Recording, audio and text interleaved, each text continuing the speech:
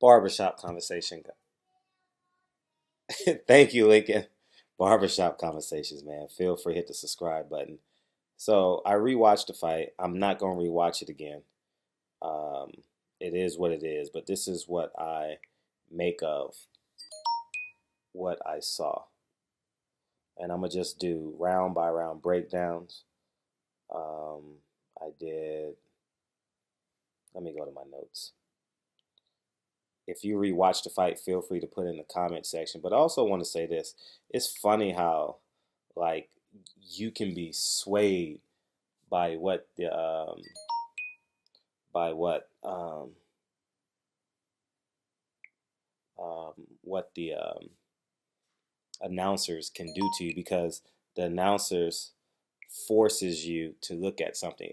If they say watch Charlo aggression, you're gonna watch Charlo's aggression. If they say Tony Harrison is retreating, he's not doing anything, you're gonna see his counterpunching ability as doing nothing, and or vice versa. Look at his jab. You're gonna see Harrison's jab. So, but I'm gonna just do my round by round breakdown, and you guys go from there. Okay. And these are just my notes, my quick notes that I had from round 1 to round 12. Round 1, Harrison resets him and controlled him with the jab, countered to set the tone. Round 2, more of the same. Charlo has no answer at the end of rounds. He's frustrated because he can't respond. Round 3, Charlo wins with explosive left hooks and aggression. Round 4, easiest round for Harrison. Completely controlled him and knew it walking back to the corner. Charlo, no counters from Charlo. Round 5, Charlo stole the round with overhand right. Harrison was leading slightly. Round 6, Harrison tamed the lion in this round. Charlo had no plan B or counter game. In the corner, visibly upset. Round 7, Charlo came out early, but Harrison recreated the tempo. Smooth tempo, mental pressure getting to Charlo in the corner. Round 8, damn, Harrison landed his best left hook of the round. Charlo fully understand at this point he must, and it's just my interpretation right now. Charlo fully understands at this point he must outwork him to win the fight. That's what I think he's thinking at the end of round 8. Round 9, big round. Harrison confidence is set, led with the first combination of the fight. And what I mean by that is he was countering the whole fight, but round 9 he led with two sets of combination rallies in that round. Round 10, all things equal, Charlo won with aggression. Round 11, first clear aggressive round for Charlo, all Charlo this round. Round 12, same as round 11, Charlo clear round, Harrison in survival mode. And with that tally, I have it 7-5 Harrison. So that means it can honestly go draw or 7-5 Charlo. And I watched it with no sound. I watched it by myself, and I tried to be as objective as possible. I literally have no horse in this race. I like both fighters, and in my videos leading up to this fight, I said the first 6 rounds, I believe Harrison quite possibly could be winning 4 rounds to 2. And in my notes, I have him winning 4 rounds to 2, coincidentally. But I thought, like every other fight, like Harrison, he would tire and fatigue, and I thought that would be the case. But let's get into this fight. Harrison, man, when you rewatch this fight, you're gonna really fully understand what boxing's about. This is a great way, and I understand what Floyd does. I'm not comparing him to Floyd. I'm talking about how can you force people to fight at your tempo with not using the entire ring, but using a lot of side steps, a lot of clinching, not a lot, but using clinching, using side steps, using angles, more, and as well as using your jab, but more importantly, using your brain to assume what he's going to do next, because you are a complete student of the game of boxing. And I think that Floyd did a lot of this. Obviously, Floyd and Harrison are at different levels, but that's the example that I know because I know many of you guys have watched many of Floyd fights. Uh, he literally controlled him. He tamed him the whole fight, and it was like Pavlov's dog. Every time, uh, a lot of this fight, if you take away the first 30 seconds of every round when Charlo came out rested and ready to go, if you start every round at 2:30, you will see Harrison is in control with a lot of the fight. And see, I'm the guy that gives fighters points for feints. Who's winning the feint? Okay, not in that sense. Who's winning the feint battle? In this fight, Harrison overwhelmed him with feints. When I say overwhelmed him, I mean it was just complete domination. Like it was like 90% to 10%, and or 80 to 20 because I don't want no disputes. Uh, and I thought that was important because when he fainted, Charlo reset. Every time Charlo reset, he has to start over again. He's not a counter puncher. He didn't work the body.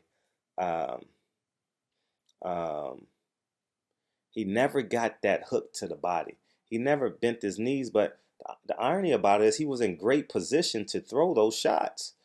Like when he's coming forward, he's in great position to throw the left hook to the body. He never doubled up with the left hook. He was in tremendous shape. The guy could have went 20 rounds tonight. He could have went an easy 15 rounds tonight. Charlo could have. I thought I was looking at them like they are. Both of those Charlo twins are in phenomenal shape. I mean, kudos to their team for getting these guys in shape. And I will say this: I don't believe that it was Derek James was the problem. When someone is fainting the life out of you, see, I'm talking. I don't know if I'm talking to people who's ever sparred, so I can't or have never fought. If you've fought in the streets, you'll know how important a feint is. We call it flinching. In boxing, we call it feinting. The nigga flinched at you, right? And you react. You know how the flinch game and you react in middle and elementary school? Yeah. I mean, it is so powerful in the sport of boxing.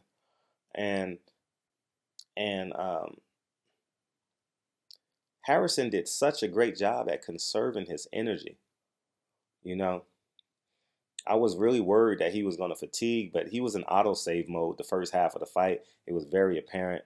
Charlo should have overwhelmed him. Like he should have pushed him. He should have hit him with elbows, put his elbow in his throat. He should have physically abused him because he is in tremendous shape. When I say he is in tremendous shape. Like he wasn't even breathing hard. It's um um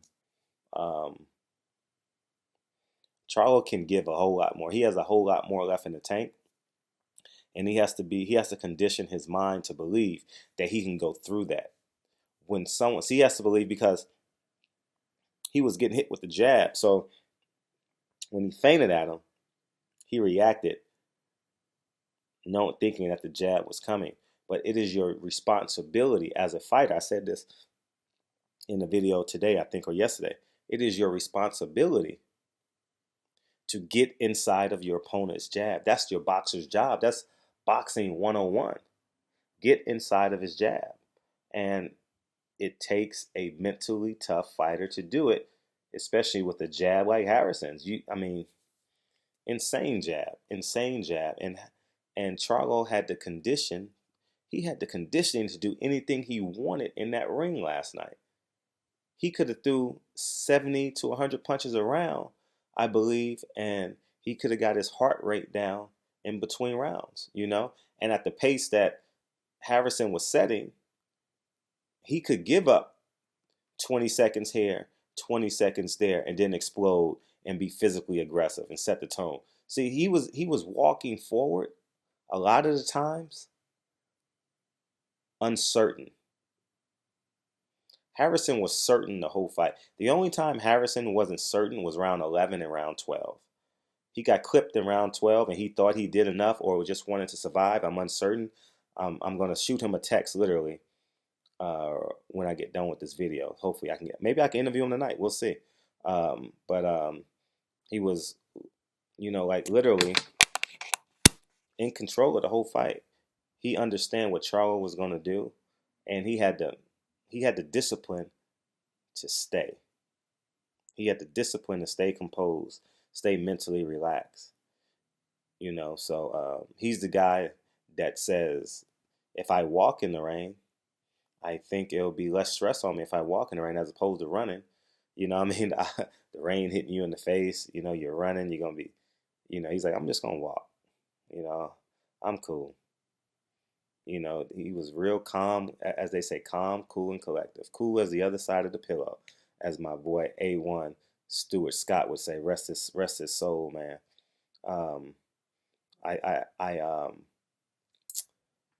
so Charlo could have won this fight easy, and he stole the court of public opinion with his aggression. But when you rewatch this fight, he's confused. He's confused this whole fight. And at the end of round two, you see him clench his gloves together, like, damn, I lost the first 2 rounds. He knows he lost the first 2 rounds. I've watched Charlo's last 15 fights, as you guys have. You know, he lost the first 2 rounds, and I'm gonna go out on a limb and say Charlo and Derek James know exactly what went on in that fight as it relates to Charlo. You're never going to get them to say it publicly. You're never going to, you can interview them a million times. You can talk to them a million times till they blue in the face. You're never going to get them to acknowledge what Harrison literally did with his jab and his feints. You're never going to get them to admit it. I saw it. And Charlo knew round 11 or round 12, I think it was round 12, he was looking to Earl Spence. No reason for him to look to Earl Spence if he believes he's win. I'm telling you, he knows. Charlo knows how what those feints and then jabs did to him. Just as Harrison knows the power and the aggression that he felt in the fight, and how Chris Bird said every fight he had to use his entire bag of tricks. Tony Harrison had to use his entire bag of tricks last night in that fight. And that's just what I believe, man. I had Harrison winning 7 rounds of 5. Yesterday, I didn't score the fight, but my energy led me towards a unanimous decision for Charlo. I would lean more toward 8-4, 7-5 yesterday for Charlo, but Charlo missed a lot of those punches. I mean, literally missed. Literally missed. And because you saw it with sound, you didn't see the inside counters that Harrison landed 3 or 4 times. You don't see it because all you see is the lead by Charlo. He tamed him with those counter shots and those lead jabs. And would I want to see a rematch? People say the immediate rematch. If I'm Charlo, I want the immediate rematch.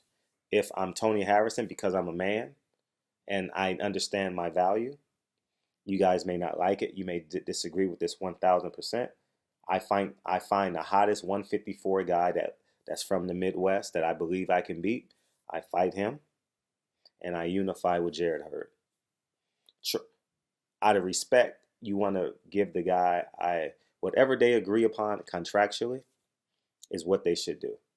I'm talking about as a man and owning the 154-pound division in terms of climbing up the ladder. I mean, like literally climbing up the ladder. I would literally fight a guy, get paid, and then go to Hurd. You understand what I'm saying? I think him and Hurd is a hell of a fight.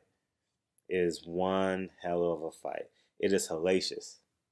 It is hellacious because a man's weakness that leans on his jab is the left side of his body. And Hurd has I've seen it with my own eyes. And I've seen every fighter you have seen on TV in the last 8 years train. From top 20. Let's say top 20. I don't care who they are. I've seen them train, right? His inside work and his reflexes, second to none. talking about Jared Hurd. Second to none. I mean, reflexes is just stupid. He hits doubles every time he punches you. He doesn't hit home runs. He hits doubles. Oh man, it's like the Yankees versus the Red Sox this year. If you follow baseball, the Yankees had murderers row. They had all them home run hitters, but the Red Sox gonna steal bases, hit singles, hit doubles, and wear your starting pitchers out to get to the bullpen, and that's called the championship rounds, and that's what Hurd does. And I'm excited. The 154-pound division is exciting right now. You got Jaime McGee on one side of the fence getting better. He's over there in like the Ukraine, like hiding out like Creed 2, wherever that Kiev. They were in Kiev, right? Kiev, Ukraine? No, that's a fight. I don't know where they were. Russia. Let's say Russia. He's in Russia training, getting better. He's young. He's gonna come over to America undefeated. I'm giving you guys. And you got these guys over here dueling. You got Apollo Creed's son over here fighting, winning, fighting everybody. And that's the three-headed monster. Charlo is still a factor. Charlo is still a top 5 154-pound guy. Okay, super welterweight, right? He's still a top 5 kid. He loses nothing but the belt, I believe. You guys may think, what the fuck you're saying? Yes, he loses nothing but the belt. In the order in which he fights them are definitely going to change, in orders of who he fights. But I like where 154 is, and I like how everyone's attached now.